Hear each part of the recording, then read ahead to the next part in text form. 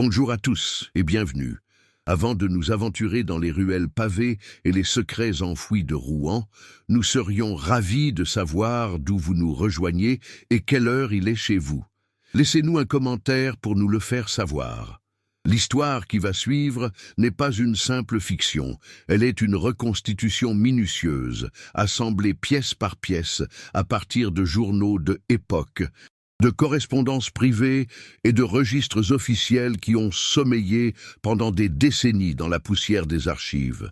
Nous allons ouvrir un dossier que l'on croyait scellé par le temps, celui d'un homme dont la vie publique cachait une vérité si sombre qu'elle menaçait de redéfinir non seulement son héritage, mais aussi l'identité même de sa famille. C'est une plongée dans la mémoire fragmentée d'une ville et le silence d'un père. À Rouen, ville-musée où les échos du passé résonnent contre les façades à colombages, le nom de Jean-Pierre Dubois était synonyme de respectabilité et de culture. Décédé à l'âge de 85 ans en 2023, il était l'antiquaire dont la boutique, nichée près de la place du Vieux Marché, était une institution. Les archives du journal local, le Paris-Normandie, le décrivent à travers les années comme un homme d'une intégrité sans faille. Un érudit discret dont la connaissance de l'histoire de l'art n'avait d'égal que sa modestie. Pour ses voisins et ses clients, M. Dubois était un pilier, un homme dont la vie semblait aussi ordonnée et précieuse que les objets du XVIIIe siècle qu'il chérissait. Son existence était un long fleuve tranquille, un parangon de la réussite discrète des Trente Glorieuses, un homme qui avait traversé le siècle sans jamais faire de vagues. Pourtant, derrière cette façade d'homme paisible se dissimulait une architecture de secrets, aussi complexe que les passages cachés de la vieille ville. C'est sa fille, Élise, historienne de formation, qui allait en trouver la première clé.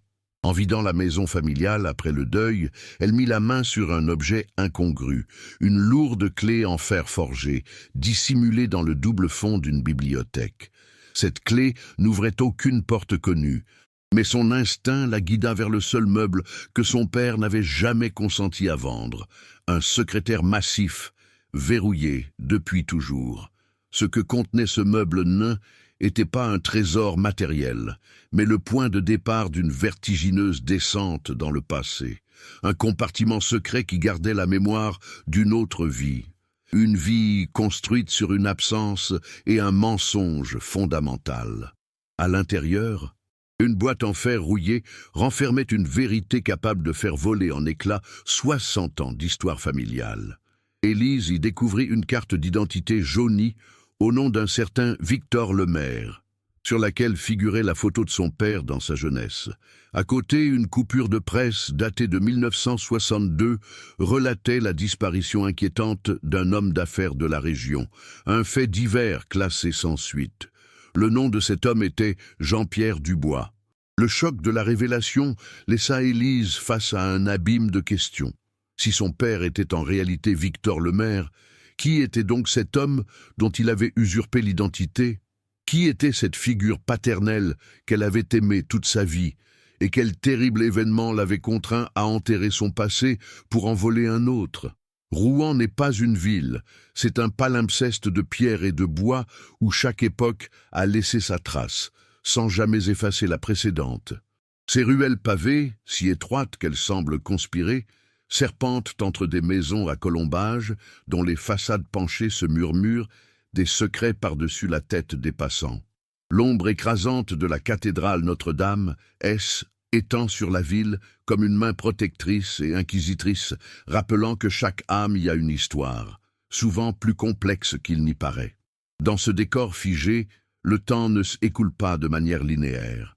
Il s'accumule, couche après couche, créant une atmosphère dense, presque suffocante, propice à la dissimulation. Marcher dans le centre historique de Rouen, c'est accepter que le sol que l'on foule est un cimetière de récits oubliés, un labyrinthe où la vérité peut se perdre aussi facilement qu'un touriste. Le début des années 60, période où le secret de Victor Lemaire prend racine, est une ère de contrastes saisissants. Officiellement, la France vit ses 30 glorieuses, Une période d'optimisme économique, de reconstruction et de foi inébranlable en un avenir moderne et prospère. Les voitures se multiplient, les foyers équipent, et la société semble vouloir tourner la page des traumatismes passés. Pourtant, sous ce vernis de progrès, les cicatrices de la Seconde Guerre mondiale sont encore à vif et les tensions de la guerre d'Algérie divisent les familles. C'est une époque de silence collectif, où l'on préfère ne pas évoquer les souvenirs douloureux. Dans cette France qui choisit l'amnésie pour avancer, un homme peut aisément disparaître, son absence absorbée par le grand récit national de la Renaissance, son histoire personnelle effacée au profit de l'histoire avec un grand H. La société rouennaise de l'époque était un microcosme de la province française, un monde régi par des codes tacites et une hiérarchie sociale bien établie. La réputation était un capital plus précieux que l'argent, un édifice fragile que la moindre rumeur pouvait faire s'effondrer. On se croisait à la messe du dimanche à l'église Saint-Maclou, on se jaugeait sur le marché et l'on commentait à voix basse les allées et venues des voisins. Dans cet environnement où tout le monde observe tout le monde, la discrétion était une vertu et la façade, une armure. Pour un homme comme Jean-Pierre Dubois, ou plutôt Victor Lemaire, se fondre dans le décor, adopter les manières d'un bourgeois respectable et cultiver une image d'intégrité irréprochable n'était pas un choix, mais une condition de survie. Son existence entière était une performance destinée à un public vigilant. Le quartier du Vieux Marché, où se trouvait la boutique d'antiquité Dubois, était le cœur battant de ce monde. Loin de l'image de carte postale qu'il présente aujourd'hui, était alors un lieu de commerce intense, un carrefour de vies et de échanges. Les odeurs de produits frais se mêlaient à la poussière des siècles qui s'échappait des échoppes d'artisans. Le magasin de Jean-Pierre Dubois, avec sa vitrine sobre et son intérieur feutré, offrait un refuge silencieux au milieu de cette agitation. Était un sanctuaire dédié au passé, où des objets ayant survécu à des révolutions et des guerres attendaient un nouveau propriétaire. Ironiquement, cet homme qui vendait des fragments d'histoires authentiques passait ses journées à protéger la sienne, une fiction soigneusement entretenue. Sa boutique était à la fois son théâtre et sa forteresse, un lieu où il contrôlait chaque détail du récit. Pour comprendre comment une disparition a pu passer presque inaperçue, il faut se plonger dans les pages du Paris-Normandie de 1962. Le journal local de l'époque était le reflet fidèle de cette société en pleine mutation. Les faits divers, comme la disparition d'un homme d'affaires, y trouvèrent leur place, mais souvent relégués en quelques lignes brèves, coincés entre les résultats sportifs du FC Rouen et une publicité pour le dernier réfrigérateur Frigidaire.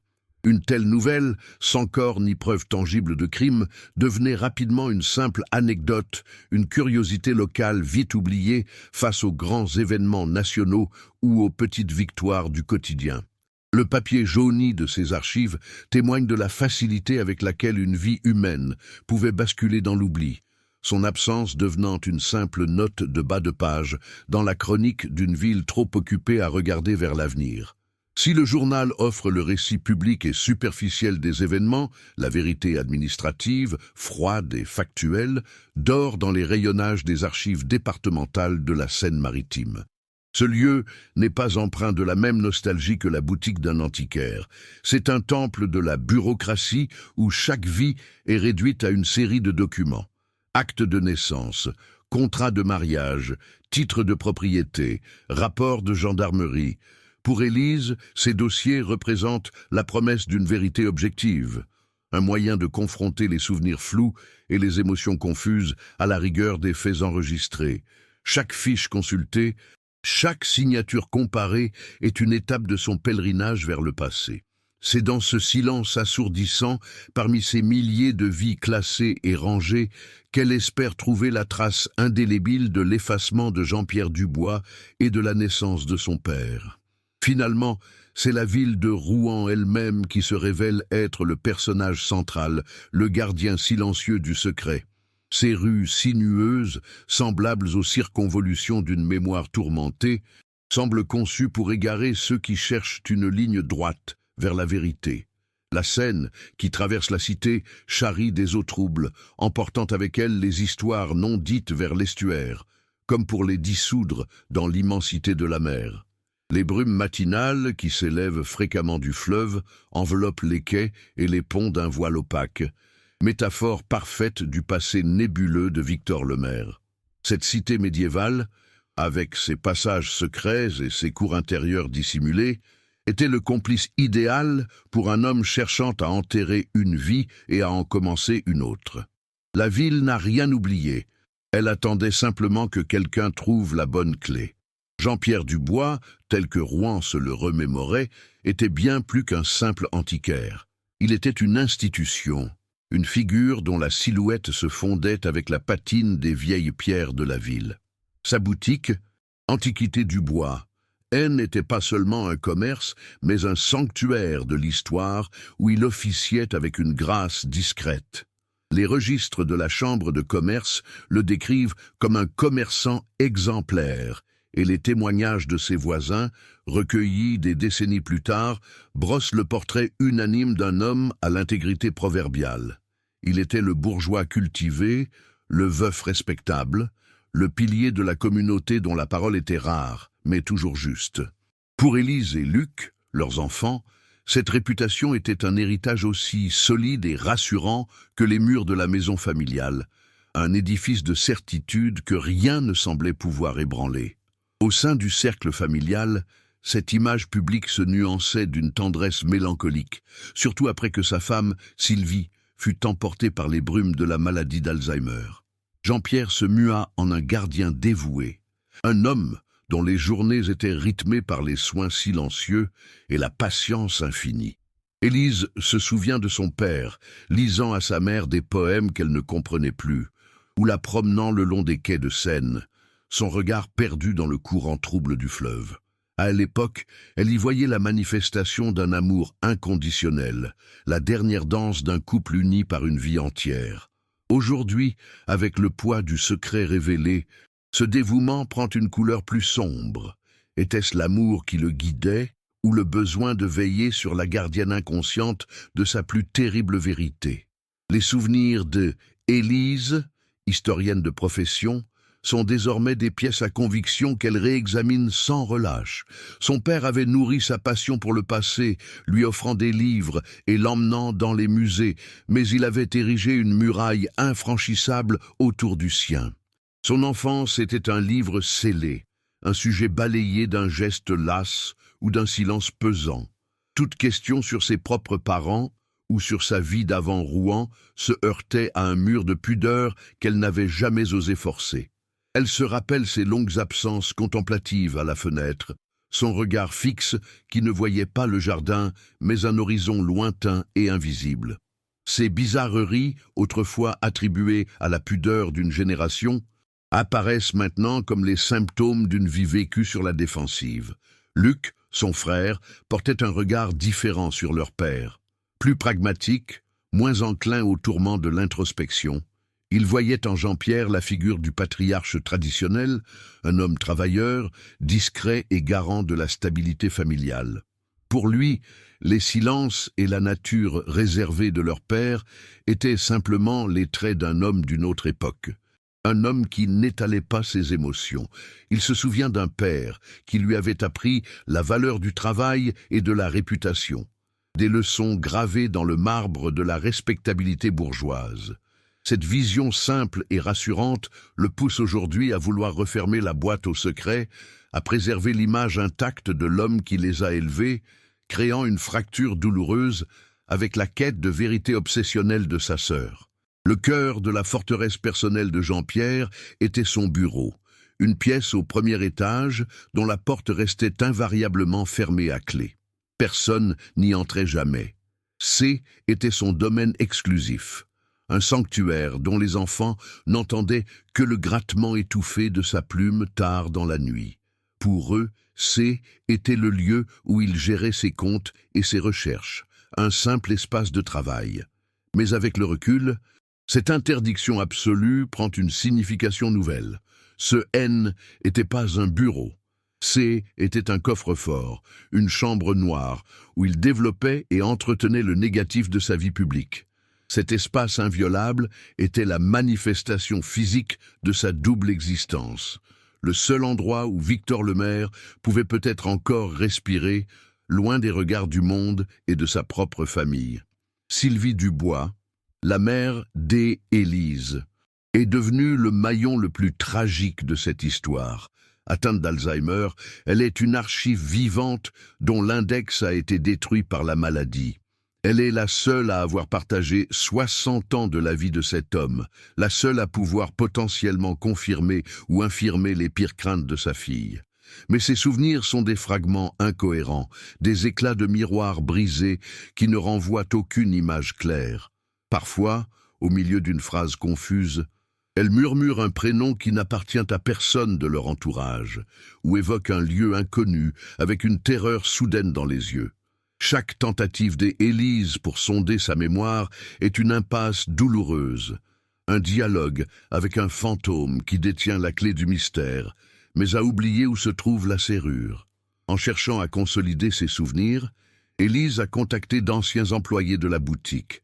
L'un d'eux, un homme aujourd'hui octogénaire, se souvient de la nature habituellement calme de M. Dubois, mais aussi de ses rares et terrifiantes colères.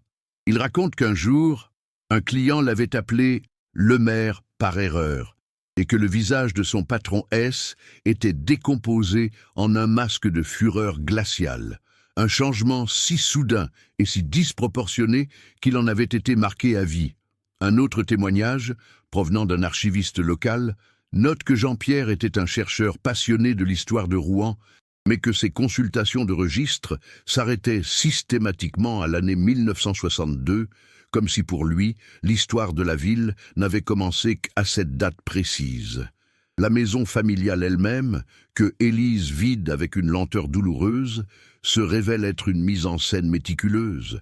Chaque meuble, chaque tableau, chaque objet d'art a été choisi avec un soin infini pour raconter l'histoire d'un homme de goût et de culture, un notable rouennais. Pourtant, au milieu de cette collection impressionnante, il y a un vide assourdissant, l'absence totale de traces personnelles antérieures à son arrivée en Normandie. Aucune photo de son enfance, aucune lettre de famille, aucun diplôme de jeunesse, aucun souvenir hérité de ses propres parents. Tout son passé semble avoir été volontairement amputé. La vie de Jean-Pierre Dubois, telle qu'exposée dans sa propre maison, ne commençait pas à sa naissance, mais au moment précis où celle du véritable Jean-Pierre Dubois S était arrêtée. Ainsi, la figure de Jean-Pierre Dubois se fissure, révélant une dualité troublante.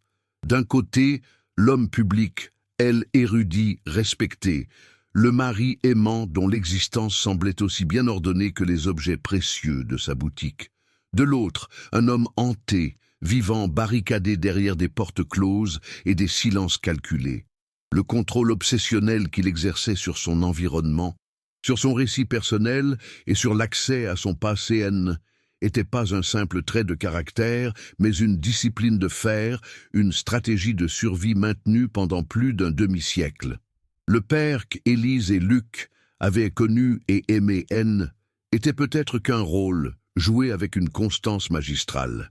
Mais si Jean-Pierre Dubois était le masque, qui était donc l'acteur qui se cachait derrière? La genèse du doute ne naquit pas d'une rumeur publique ou d'un avertissement posthume, mais du silence obstiné d'un objet. En vidant la maison familiale, Élise se heurta à une anomalie dans l'ordre méticuleux laissé par son père. Une lourde clé en fer forgé, anachronique et brute, dissimulée dans le double fond d'une bibliothèque remplie d'ouvrages sur l'art du XVIIIe siècle. L'objet détonnait, semblant appartenir à un cachot médiéval plutôt qu'à l'univers feutré d'un antiquaire. Elle ne correspondait à aucune serrure connue de la maison, ni à celle des meubles qu'elle avait déjà inventoriés. Pendant des jours, cette clé devint son obsession, le premier fil discordant dans la tapisserie parfaite de la vie de Jean-Pierre Dubois, un symbole tangible d'une porte secrète qu'il n'avait jamais voulu qu'on ouvre. Son instinct, affûté par sa formation d'historienne, la guida finalement vers le seul bastion inviolé de la maison, le secrétaire massif du bureau. Ce meuble, une pièce magnifique mais austère que son père n'avait jamais consenti à vendre malgré des offres généreuses, était toujours resté verrouillé. Pour les enfants, il était le coffre-fort des affaires paternelles, un territoire interdit dont le mystère S était banalisé avec le temps. Avec une appréhension grandissante, Élise introduisit la clé en fer dans la serrure complexe. Le mécanisme, grippé par des décennies d'immobilité, gémit sous la pression avant de céder dans un claquement sec et sonore. Le bruit résonna dans le silence de la maison comme un verdict, l'annonce que le passé, si soigneusement scellé, venait de être officiellement fracturé. Pourtant, l'ouverture du tiroir principal ne révéla rien de plus que de vieux registres de comptes et des factures jaunies. La déception fut de courte durée. En passant la main le long du bois, son doigt s'enfonça dans une moulure qui céda légèrement. Un second mécanisme, plus subtil, s'enclencha, libérant un compartiment secret dissimulé dans la structure même du meuble. À l'intérieur, une petite boîte en fer rouillé reposait sur un lit de velours élimé. Une odeur âcre de métal oxydé et de papier ancien s'en échappa, une bouffée d'un temps révolu et confiné. Ce N n'était pas un trésor matériel que son père avait caché avec tant de soin, mais une archive personnelle, une capsule temporelle conçue pour ne jamais être découverte. Le cœur d'Élise battait à tout rompre. Elle sentait qu'elle était sur le point de violer son testament le plus intime. Le premier document qu'elle en sortit fit voler en éclats 60 ans de certitude. C était une carte d'identité cartonnée, usée par le temps, au nom d'un certain Victor Lemaire. La photographie d'identité la foudroya. C était le visage de son père, indubitablement, mais plus jeune. Le regard intense et inquiet, une expression qu'elle ne lui avait jamais connue. Cet homme sur la photo était à la fois son père et un parfait inconnu. Le nom Victor Lemaire ne lui évoquait rien, un son étranger qui n'avait jamais été prononcé dans la maison. La réalité se dédoublait sous ses yeux, créant un vertige insupportable. Jean-Pierre Dubois-Nain était qu'un nom d'emprunt, une façade. Toute sa vie, elle avait aimé un homme dont elle ne connaissait même pas le véritable nom. Le second choc fut encore plus violent.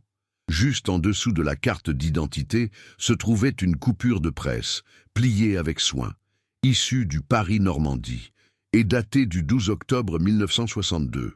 Le titre, en lettres grasses, annonçait « Inquiétante disparition d'un homme d'affaires rouennais ». Élise lut les quelques lignes du court article, son souffle se coupant à chaque mot. Le texte relatait la disparition de son domicile d'un certain Jean-Pierre Dubois, antiquaire, dont on était sans nouvelles depuis plusieurs jours. Les deux pièces du puzzle s'assemblèrent dans son esprit avec la brutalité d'une collision. Son père, Victor Lemaire, avait pris l'identité d'un homme qui, précisément à la même époque, s'était volatilisé. La question qui émergea des profondeurs de sa conscience était trop monstrueuse pour être formulée à voix haute. Le monde d'Élise s'effondra. Le père qu'elle pleurait, cet homme d'une intégrité sans faille, ce pilier de respectabilité, n'était qu'un fantôme habitant la vie d'un autre.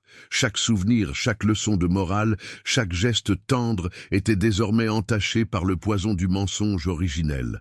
Elle regarda autour d'elle, dans ce bureau qui avait été le sanctuaire de son père, et ne vit plus qu'un décor de théâtre, une scène méticuleusement construite pour une performance de toute une vie. La douleur du deuil se mua en une angoisse existentielle. Qui était l'homme qui l'avait élevé? Et quelle tragédie l'avait contraint à commettre l'acte ultime de l'effacement de soi, l'usurpation de l'existence d'un autre? La disparition de Jean-Pierre Dubois-Nain était plus un fait divers, était devenu son histoire familiale. Poussée par une urgence fébrile, Élise commença à revisiter son passé à la lumière de cette révélation. Des détails, autrefois insignifiants, prenaient une dimension sinistre. Elle se souvint des conversations à voix basse entre voisins, des années auparavant, évoquant l'arrivée de son père à Rouen comme un événement soudain, un homme sorti de nulle part. Elle repensa à une phrase d'une vieille amie de la famille. « qui avait dit un jour en riant que Jean-Pierre avait l'élégance d'un homme qui a quelque chose à cacher.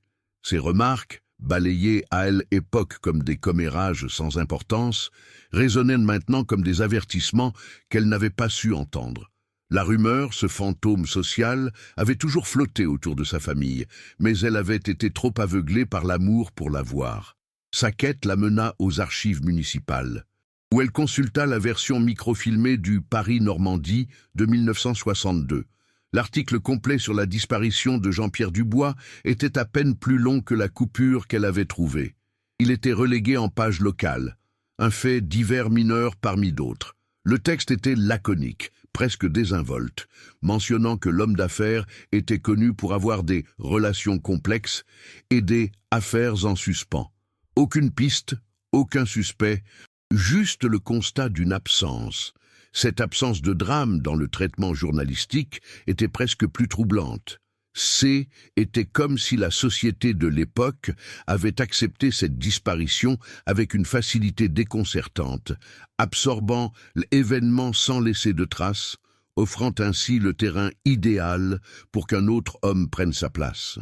Lorsqu'elle tenta de partager sa découverte avec son frère Luc, elle se heurta à un mur d'incrédulité et de colère.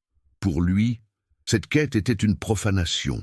Il accusa Élise de salir la mémoire de leur père, de vouloir détruire l'image d'un homme bon pour satisfaire une curiosité morbide. « Laisse les morts en paix », lui lança-t-il, refusant de regarder la fausse carte d'identité. Ce déni créa une fracture immédiate entre eux, isolant Élise dans sa recherche de vérité. Elle comprit qu'elle serait seule pour affronter les fantômes du passé de son père. Luc préférait le confort d'un mensonge familier à l'inconfort d'une vérité potentiellement dévastatrice, choisissant de protéger le mythe familial plutôt que de confronter la réalité de l'homme qu'il avait créé. Son dernier recours était sa mère, Sylvie. Dans un moment de lucidité fragile, Élise lui montra la photo de la carte d'identité de Victor Lemaire. Le regard de sa mère, habituellement perdu dans les limbes de la maladie, s'ancra soudain dans le présent. Une lueur de reconnaissance traversa ses yeux. Elle fixa la photo, et un seul mot, à peine un murmure, s'échappa de ses lèvres, « Victor ». Puis, aussi vite qu'elle était apparue, la connexion se rompit. Le brouillard de l'Alzheimer retomba, la replongeant dans son monde inaccessible. Ce simple mot était à la fois une confirmation et une torture. Sa mère savait.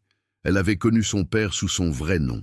Mais la clé de ses souvenirs était désormais perdue à jamais, la laissant gardienne d'un secret qu'elle ne pourrait plus jamais partager. Élise se retrouva seule dans le bureau silencieux, les reliques de la boîte en fer étalées devant elle comme les pièces d'un crime non résolu. D'un côté, l'identité d'un inconnu qui était son père. De l'autre, l'avis de disparition de l'homme qu'il avait prétendu être. Chaque objet était une question, chaque silence, une accusation. Le sol sous ses pieds n'était plus fait de certitude, mais d'un abîme de doute. Qui était vraiment Victor Lemaire? Fuyait-il un danger ou était-il lui-même le danger? Et qu'était-il advenu du véritable Jean-Pierre Dubois, cet homme dont la vie avait été si parfaitement et si silencieusement remplacée? L'enquête ne faisait que commencer et elle sentait déjà que la vérité, quelle qu'elle soit, serait plus sombre que tout ce qu'elle avait pu imaginer. Le choc initial, brutal et paralysant, céda progressivement la place à une froide détermination. Élise, l'historienne, refit surface, dominant la fille endeuillée.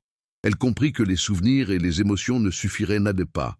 Elle avait besoin de faits, de sources, de témoignages croisés pour reconstituer le palimpseste qu'avait été la vie de son père. Sa maison N était plus un lieu de deuil, mais le point zéro d'une fouille archéologique intime. Chaque nom mentionné dans les lettres, chaque lieu évoqué à demi-mot, devenait une piste potentielle. Armée d'un carnet et de la rigueur de son métier, elle décida de commencer son enquête là où les secrets de Rouen étaient souvent confessés ou enterrés, au pied de ses clochers et dans la mémoire de ceux qui avaient veillé sur les âmes de la ville pendant des décennies. Sa première visite fut pour la paroisse Saint-Maclou, dont l'église gothique flamboyante avait vu passer des générations de Rouennais. Elle y chercha le plus ancien prêtre encore en vie, le père Moreau, un homme dont l'âge avait courbé le dos mais pas éteint la lueur de son regard. Dans la pénombre de la sacristie, qui sentait la cire froide et l'encens ancien, elle lui parla de son père, Jean-Pierre Dubois, un fidèle discret de la paroisse. Elle lui montra la photo de Victor Lemaire, demandant si ce visage ravivait un souvenir. Le vieil homme plissa les yeux, sa mémoire naviguant péniblement dans les brumes du passé. Il ne reconnut pas le nom, mais le visage de l'homme sur la photo sembla déclencher une réminiscence, une angoisse lointaine qui fit trembler sa main ridée. Après un long silence, le père Moreau parla. Sa voix était un murmure fragile, comme le froissement d'un vieux parchemin. Il ne se souvenait pas d'une confession de meurtre, non, rien d'aussi explicite. Mais il se rappelait d'un homme tourmenté, venu le voir de nombreuses fois dans les premières années de son arrivée à Rouen. Cet homme, qui correspondait à la description de Jean-Pierre, parlait d'une dette de vie, d'une erreur irréparable qui n'était pas la sienne mais qu'il devait porter comme une croix. Il évoquait une obscurité, une violence passée qu'il avait fui, une ombre qui le suivait et qu'il craignait de voir rattraper sa nouvelle famille. Le prêtre avait toujours cru qu'il parlait des traumatismes de la guerre, mais il sentait que la blessure était plus personnelle, plus profonde. Une faute qui précédait son existence rouennaise. Ces révélations, bien que troublantes, restaient dans le domaine de l'impalpable. Élise avait besoin de la rigueur des faits, du concret d'un rapport de police. Ses recherches la menèrent à un nom, Michel Leclerc, un ancien gendarme à la retraite qui, selon les archives, avait été de service à Rouen en 1962. Elle le retrouva dans un petit pavillon en périphérie de la ville, un homme au regard vif qui entretenait son jardin avec une discipline militaire. Au début réticent, il accepta de fouiller dans ses souvenirs lorsqu'Élise lui expliqua le contexte. Le nom de Jean-Pierre Dubois fit immédiatement écho. L'affaire de sa disparition, se rappela-t-il, avait été étrangement brève, classée sans suite avec une hâte qui lui avait toujours paru suspecte. Le gendarme Leclerc brossa un portrait peu flatteur du Jean-Pierre Dubois originel. Ce N était pas l'érudit respectable que son père avait incarné, mais un homme d'affaires aux fréquentations douteuses, impliqué dans des transactions louches et connu pour ses dettes de jeu. Un mauvais bougre, résuma Leclerc. Sa disparition n'avait surpris personne à l'époque. Beaucoup pensaient qu'il avait simplement fui ses créanciers. L'enquête, selon lui, avait été superficielle. Il n'y avait pas de corps, pas de signe de lutte évident, et surtout, pas de famille proche pour pousser les investigations. L'affaire fut rapidement enterrée, laissant un vide parfait pour qu'un autre homme puisse s'y glisser. Le gendarme ajouta une dernière note troublante. Il se souvenait que quelqu'un d'influent avait discrètement suggéré de ne pas trop creuser. Pour obtenir une perspective plus intime, Élise se tourna vers la mémoire du quartier. Elle interrogea Madame Pelletier, une voisine octogénaire dont les fenêtres donnaient sur la maison de ses parents depuis plus de 60 ans. La vieille dame se souvenait parfaitement de l'arrivée de ce nouveau monsieur Dubois, un homme si différent du précédent, plus calme, plus distingué. Mais un soir, quelques semaines après son installation, elle avait été réveillée par une dispute violente, des éclats de voix qui avaient déchiré le silence nocturne.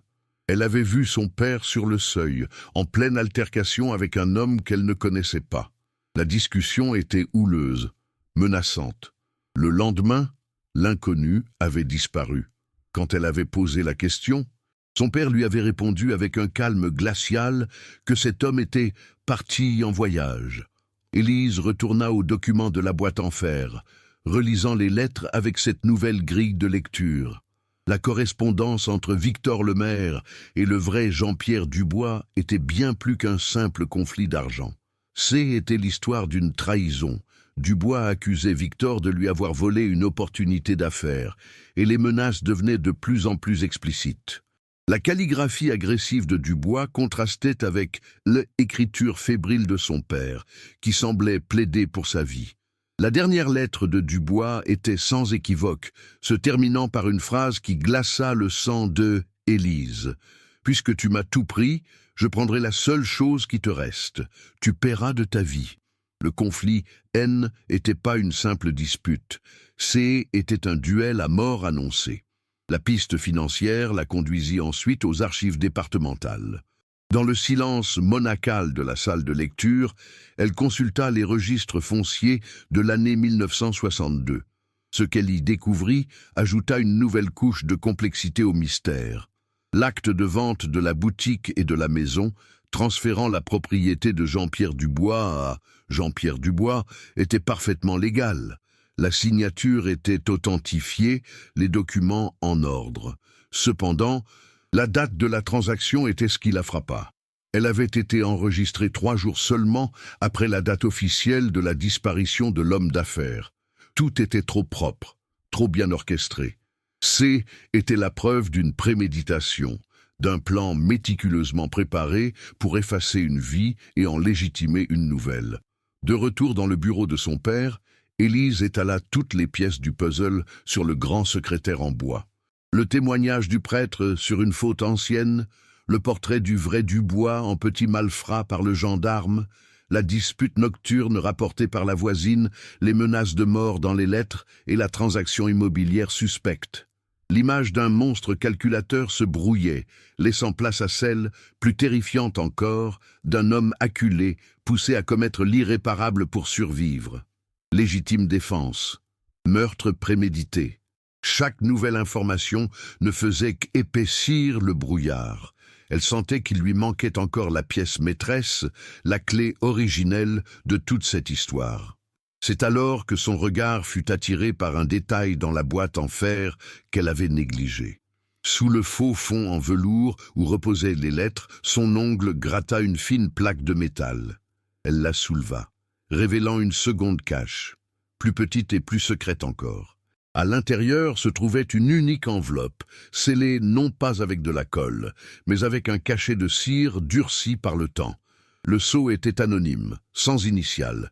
Ses mains tremblaient en le brisant. Elle sentait que ce qu'elle tenait entre ses doigts n'était pas seulement le secret de son père, mais un secret encore plus ancien, la source de toute la peur et de toute la violence qui avait suivi. L'enveloppe ne contenait ni lettre ni confession. Elle renfermait une autre carte d'identité, bien plus ancienne et usée que celle de Victor Lemaire. La photo montrait son père encore plus jeune, le visage dur et émacié sous un calot militaire. Le nom inscrit était celui d'un troisième inconnu, Henri Duval. Agrafé à la carte, un fragment jauni d'un rapport militaire datant de la guerre d'Algérie.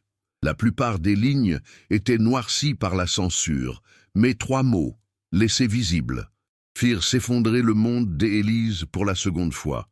3 mots qui redéfinissaient toute l'histoire, interrogatoire, disparition, acte de barbarie. L'obscurité dont parlait le père Moreau-N n'était pas née à Rouen. Le secret de son père n'avait pas commencé avec un meurtre en 1962, mais avec les horreurs indicibles d'une guerre oubliée. La fatigue et le poids des révélations contradictoires menaçaient de submerger Élise.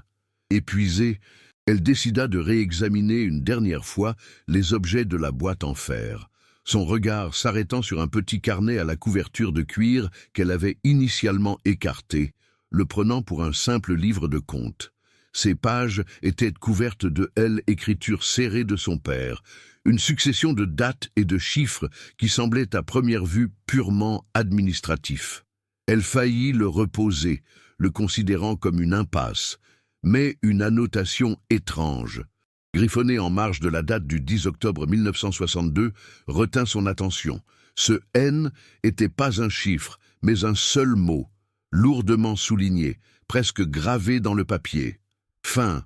Ce mot, si laconique et pourtant si définitif, 2 jours avant la disparition officielle de Dubois, résonna en elle comme le prologue d'une vérité encore insoupçonnée. Poussée par une intuition nouvelle, elle se pencha de plus près sur ce qu'elle croyait être un registre. Les colonnes N étaient pas destinées aux francs et aux centimes, mais à un code secret. Sa formation d'historienne, habituée au déchiffrement de manuscrits anciens, lui permit de discerner une logique, une méthode de substitution simple, où des chiffres remplaçaient des lettres. Ce N n'était pas un livre de comptes, mais un journal intime, une confession cryptée conçue pour ne jamais être lue. Avec des mains devenues subitement tremblantes, elle entreprit le travail de transcription, chaque lettre déchiffrée, la rapprochant du cœur du secret de son père. La mémoire de l'homme qu'elle avait aimé, sa culpabilité ou son innocence, reposait désormais sur sa capacité à briser ce dernier rempart de silence, cette ultime forteresse de papier et d'encre. Les premiers mots traduits furent un choc, une voix d'outre-tombe qui ne parlait pas de meurtre, mais de terreur absolue. Victor Lemaire y décrivait sa relation avec le véritable Jean-Pierre Dubois, non pas comme celle d'un associé, mais comme celle d'une proie face à son prédateur. Dubois était un homme dangereux, un escroc lié à la pègre rouennaise qui avait piégé son père dans une affaire frauduleuse. Le journal détaillait des mois de menaces, d'extorsions et de peurs grandissantes, le sentiment d'être pris au piège d'une toile mortelle. Les lettres qu'elle avait trouvées n'étaient qu'un aperçu superficiel d'une persécution quotidienne et suffocante.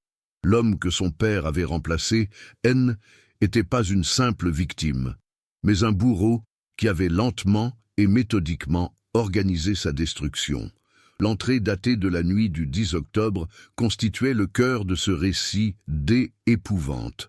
L'écriture y était frénétique, presque illisible, comme si le code lui-même peinait à contenir l'horreur des événements.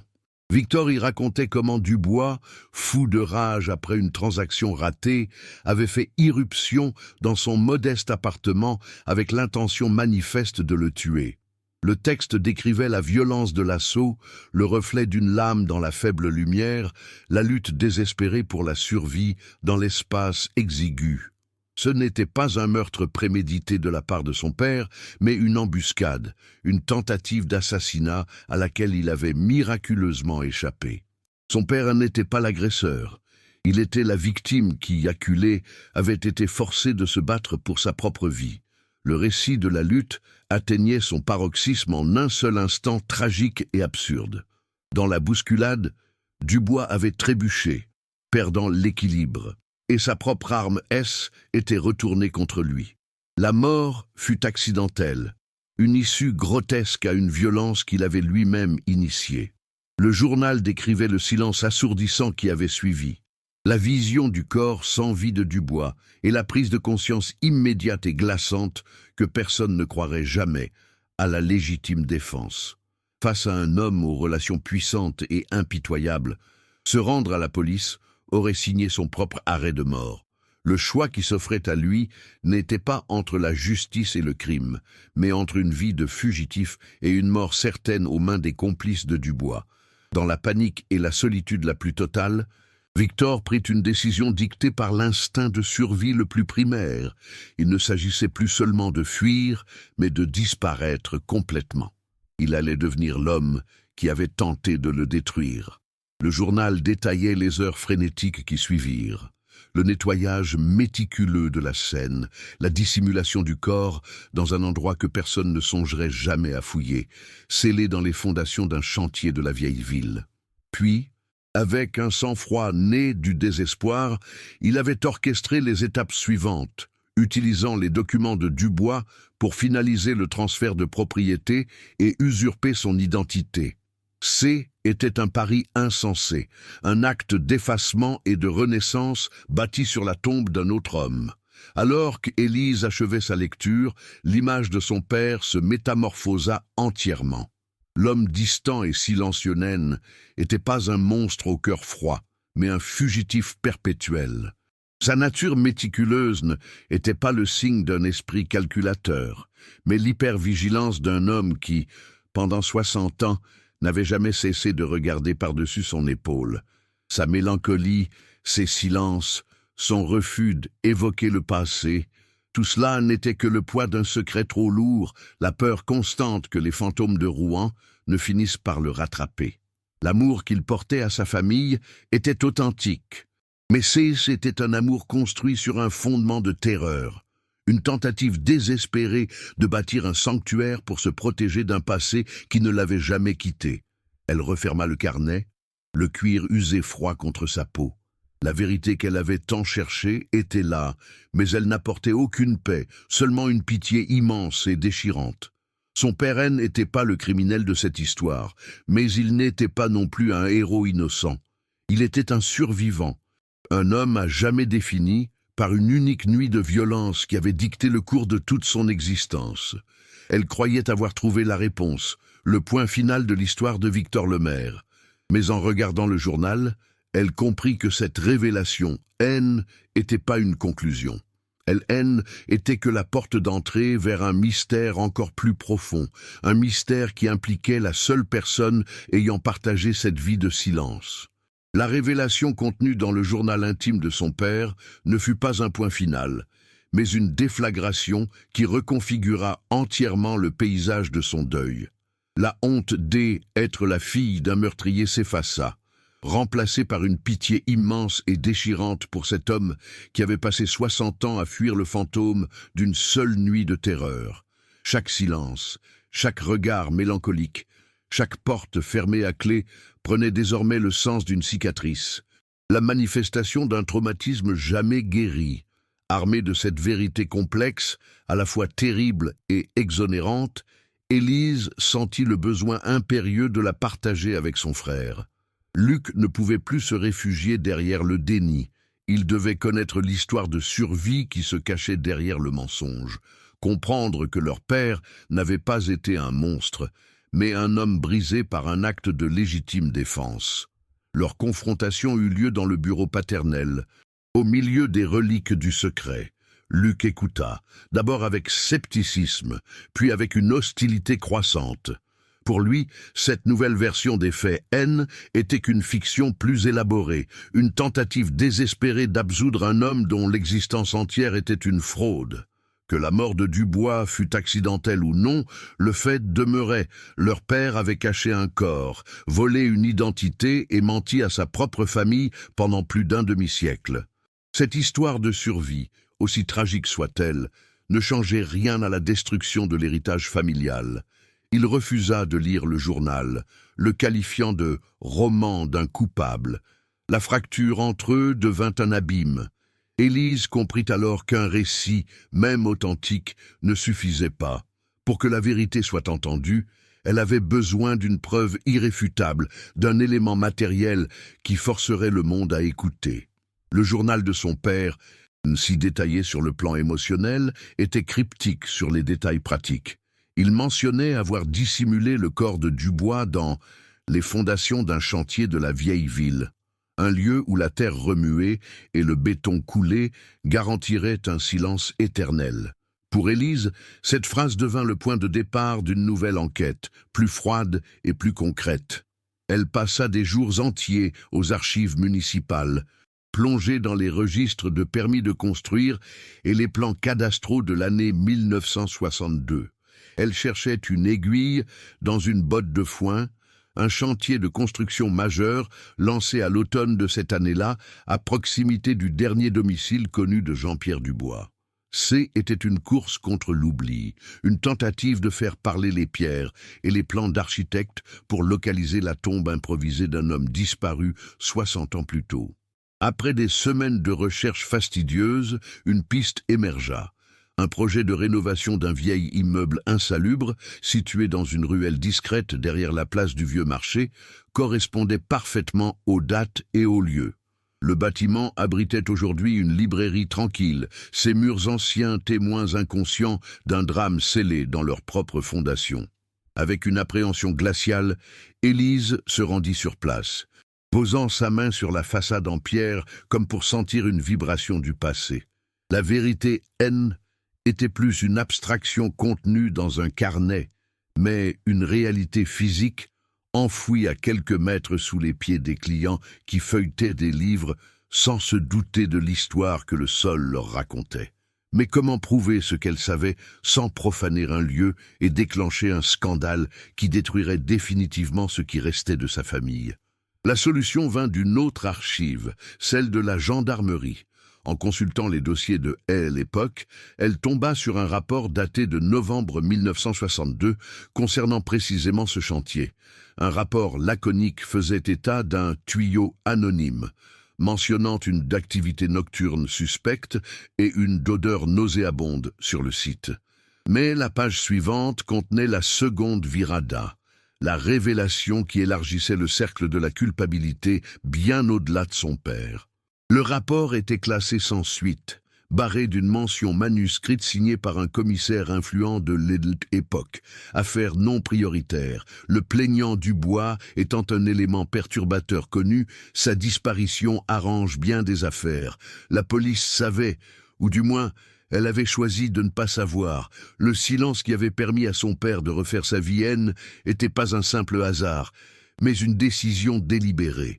Le secret de son père N était donc pas seulement le sien, C était aussi celui d'une ville, ou du moins de ses notables, qui avaient tacitement accepté la disparition d'un homme gênant pour préserver une paix sociale fragile et protéger des intérêts inavouables. Le véritable Jean-Pierre Dubois N n'était pas seulement la victime de Victor Lemaire, mais aussi celle d'un système qu'il avait jugé indigne d'être recherché. La respectabilité de Rouen, cette façade si bien entretenue, reposait sur des arrangements silencieux et des vérités enterrées au sens propre comme au figuré. Le fardeau de son père était immense, mais il n'avait pas été seul à le porter. La ville entière avait été sa complice passive. Combien d'autres secrets, combien d'autres vies effacées reposaient ainsi sous les pavés, protégés par le pacte silencieux d'une société qui préférait l'ordre à la justice. Aujourd'hui, Élise se tient devant la façade de ce qui fut Antiquité Dubois. L'enseigne a disparu, remplacée par le nom d'un café branché d'où échappent des rires et des arômes de torréfaction. Le contraste est saisissant entre cette vie nouvelle, insouciante, et le silence feutré, chargé de secrets, qui habitait les lieux pendant des décennies. Dans la grande vitrine, son propre reflet se superpose aux vieilles pierres de la ville, se mêlant aux fantômes du passé jusqu'à ne plus faire qu'un. Elle est devenue, malgré elle, une partie intégrante de cette histoire rouennaise, la gardienne d'un récit que les murs connaissent, mais que les nouveaux occupants ignorent. La ville, experte en dissimulation, a déjà commencé à absorber le drame de son père, le recouvrant d'une couche de modernité, comme la terre recouvre une tombe que l'on ne veut plus voir. Soudain, le son lourd et immuable de la cloche du gros horloge s'égrène dans l'air frais de l'après-midi. C'est un son qui a tout vu, un gardien du temps qui a rythmé les 60 années de mensonges de son père et qui scande aujourd'hui les battements de son propre deuil. Chaque vibration qui parcourt les pavés semble mesurer le poids de cette vérité complexe qu'elle porte désormais seule. La cloche a sonné pour la peur de Victor Lemaire, pour la respectabilité de Jean-Pierre Dubois, et elle sonne maintenant pour le chagrin d'Élise. Lorsque le dernier écho est éteint, le silence qui retombe sur la place n'est pas un vide, mais un abîme empli de toutes les questions qui ne trouveront jamais de réponse. Un silence aussi dense et profond que celui que son père a entretenu toute sa vie. La vérité complète, Élise le sait, est à jamais prisonnière des brumes de la mémoire de sa mère. Sylvie est une énigme vivante, une archive dont l'index a été consumé par la maladie. Son silence n'est plus un choix, mais une fatalité, transformant le mystère en une tragédie sans fin. Fut-elle la complice silencieuse, la victime terrifiée d'un drame qui la dépassait, ou l'instigatrice invisible de cette substitution d'existence? A-t-elle aimé le fugitif, ou pleurait-elle l'homme qui l'avait remplacé? Chaque regard vide, chaque mot incohérent est une porte qui se referme. La maladie d'Alzheimer, dans sa cruauté, est devenue le verrou final du secret familial, laissant Élise seule face à l'ombre de sa mère, une ombre qui détient la clé de tout, mais qui a oublié jusqu'à l'existence de la serrure. Le secret de Victor Lemaire n'est plus le sien. Il est devenu l'héritage de Élise. La justice des hommes n'aura jamais lieu. Le corps du véritable Jean-Pierre Dubois continuera de reposer sous les fondations de la vieille ville. Une cicatrice de béton dans le cœur historique de Rouen. Il ne reste que la mémoire, fragmentée et douloureuse, d'un homme bon qui commit un acte terrible pour avoir le droit de vivre, et l'amour d'une fille, pour un père qui n'a jamais vraiment existé.